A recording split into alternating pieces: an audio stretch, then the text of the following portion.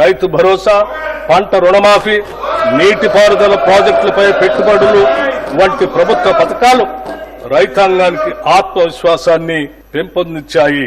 అదే సమయంలో వ్యవసాయ రంగాన్ని పటిష్టవంతం చేసేందుకు గాను పళ్ల తోటలు, పశు సంరక్షణ, చేపల పెంపకం వంటి అనుబంధ వ్యవసాయ కార్యకలాపాలను ప్రోత్సహిస్తున్నాం.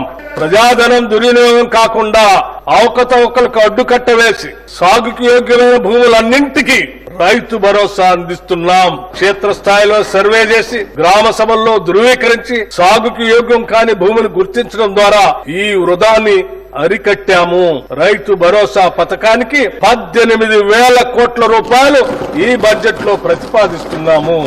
ఆయిల్ పామ్ దిగుమతులపై కస్టమ్స్ సుంకం విధించేలాగా కృషి చేశాం. తద్వారా ఆయిల్ పామ్ రైతులకు టన్నుకి 2,000 రూపాయలు అదనపు లబ్ధి చేకూరి ఆయిల్ పామ్ సాగు మరింత లాభదాయకంగాను ఆకర్షణీయంగాను మారింది. ఉద్యానవన సాగులో బిందు సేద్యం కొరకు సౌర విద్యుత్తును ఉపయోగించే రైతులకు ప్రాధాన్యతనిచ్చి వారికి ప్రోత్సాహక సబ్సిడీని అందిస్తాం. వ్యవసాయ శాఖకు ఈ బడ్జెట్ లో 24,439 కోట్ల రూపాయల్ని ప్రతిపాదిస్తున్నాం.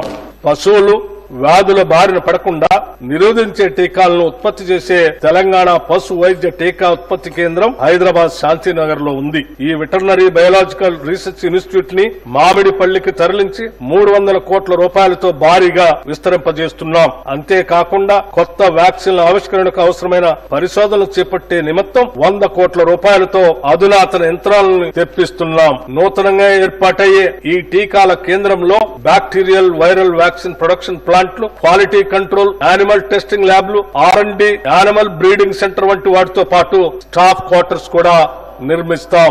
మన రాష్ట్రం నుండి భారీగా చేపల ఎగుమతిని ప్రోత్సహించడానికి రంగారెడ్డి జిల్లా కోహెడలో ఎక్స్పోర్ట్ ఓరియంటెడ్ హోల్సేల్ చేపల మార్కెట్ ను 47 కోట్ల రూపాయల వ్యయంతో నిర్మించాలని ప్రతిపాదించాం. రాష్ట్రంలో మేలుజాతి పాడి పశువులను వృద్ధి చేయడానికి రంగారెడ్డి జిల్లా కంసాన్పల్లిలో ఒక కొత్త ఫ్రోజన్ సెమెన్ బుల్ స్టేషన్ ను 21,06,00,000 రూపాయల వ్యయంతో నిర్మిస్తున్నాం. దీని అతి త్వరలోనే అందుబాటులోకి తీసుకుని వస్తాం. దీని ద్వారా సంవత్సరానికి సుమారు 10 లక్షల ఫ్రోజన్ సెమెన్ డోసుల ఉత్పత్తి సామర్థ్యం ఏర్పడుతుంది. పశుసంవర్ధక శాఖకు ఈ బడ్జెట్ లో 1,674 కోట్ల రూపాయలు ప్రతిపాదిస్తున్నాం.